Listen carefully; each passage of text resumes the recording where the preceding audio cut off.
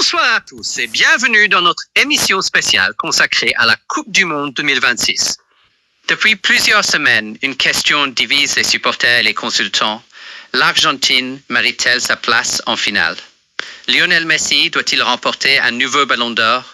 L'arbitrage a-t-il influencé le tournoi? Et que penser de l'Espagne impressionnante depuis le début de la compétition?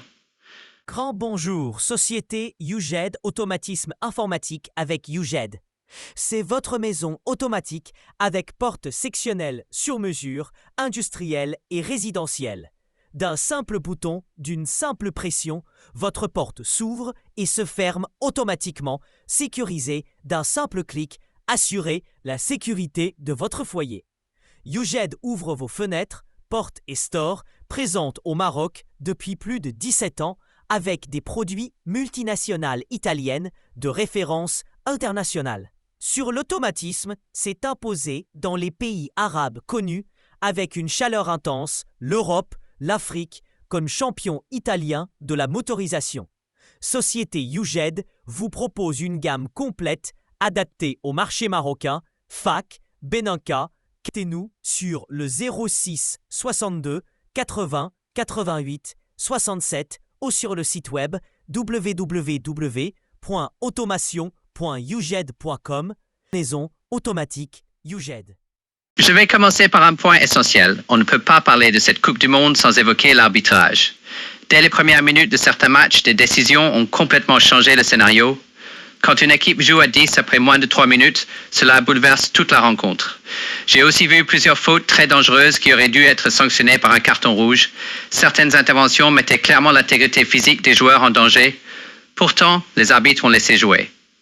Il y a également la gestion des cartons jaunes. Certaines équipes sont arrivées en demi-finale avec plusieurs joueurs sous la menace d'une suspension. Cela influence forcément la manière de défendre et d'aborder les matchs. Je comprends ces critiques, mais il ne faut pas réduire la compétition à l'arbitrage.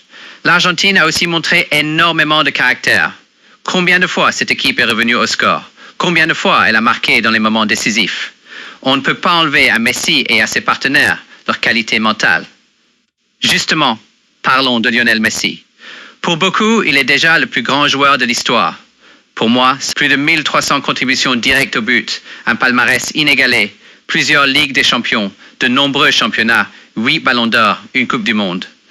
À 39 ans, il est encore meilleur buteur de cette Coupe du Monde. C'est exceptionnel. Les chiffres sont extraordinaires, mais le football ne se résume pas aux statistiques. Maradona, par exemple, a réalisé quelque chose d'unique avec Naples et avec l'Argentine en 1986. Il avait une influence incroyable. Le football reste aussi une émotion. La comparaison entre Messi et Maradona est-elle vraiment possible? Franchement, comparer deux générations est très compliqué. Le football des années 80, des années 90 et celui d'aujourd'hui n'ont rien à voir. Les règles ont changé. Le rythme a changé. La préparation physique est différente. Les défenseurs n'ont plus les mêmes droits. Comparer Platini, Maradona, Zidane, Ronaldo ou Messi est presque impossible. Chaque époque possède son contexte. Exactement. Pourquoi vouloir absolument désigner un seul meilleur joueur de tous les temps? Nous avons eu la chance de voir plusieurs légendes. Profitons-en.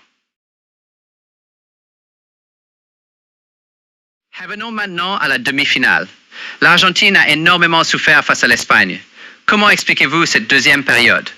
Pour moi, tout vient du choix tactique. Après avoir ouvert le score, l'Argentine a reculé. L'équipe s'est retrouvée à défendre beaucoup trop près de son gardien. Contre une équipe comme l'Espagne, c'est extrêmement dangereux. Les Espagnols font circuler le ballon, créent des triangles, multiplient les passes rapides et finissent toujours par trouver une ouverture. Le premier but encaissé illustre parfaitement ce problème. Le joueur espagnol reçoit tranquillement le ballon, contrôle, prépare son tir. Personne ne vient le presser. À ce niveau, c'est impardonnable. Je partage cette analyse. Mais je veux aussi saluer l'Espagne. Depuis le début de la compétition, son pressing est remarquable. Chaque relance adverse est immédiatement bloquée. Les circuits de passe sont fermés. Les joueurs clés sont constamment pris à deux. C'est un football collectif de très haut niveau. Et Lionel Scaloni, parle-t-on suffisamment de son travail? Pas assez. Depuis son arrivée, il a construit une équipe capable de gagner la Coupe du Monde, plusieurs Copa América et maintenant d'atteindre une nouvelle finale. Il adapte son système selon l'adversaire. Il gère parfaitement son groupe. Son travail mérite beaucoup plus de reconnaissance. Dernière question. Si l'Argentine remporte la finale, Lionel Messi mérite-t-il un nouveau ballon d'or? Pour moi, oui. Même à 39 ans, il continue d'être décisif. Il marque, il fait marquer, il guide son équipe. Peu de joueurs dans l'histoire ont conservé un tel niveau aussi longtemps. Je suis plus nuancé. Le ballon d'or récompense normalement une saison complète. La Coupe du Monde compte énormément, mais il faut aussi prendre en compte les performances en club. Les critères ne sont pas toujours très clairs. C'est justement ce qui alimente le débat chaque année. Une chose est certaine. Cette Coupe du Monde 2026 restera dans les mémoires. Entre les polémiques sur l'arbitrage, les performances exceptionnelles de Messi, la qualité du jeu espagnol, les choix tactiques des sélectionneurs et les débats autour du Ballon d'Or, les passionnés de football auront encore longtemps matière à discuter. Et c'est peut-être cela la beauté du football. Chacun voit le match avec ses émotions, ses arguments et sa propre vision du jeu. تيرا الكره الفوق مع الاخر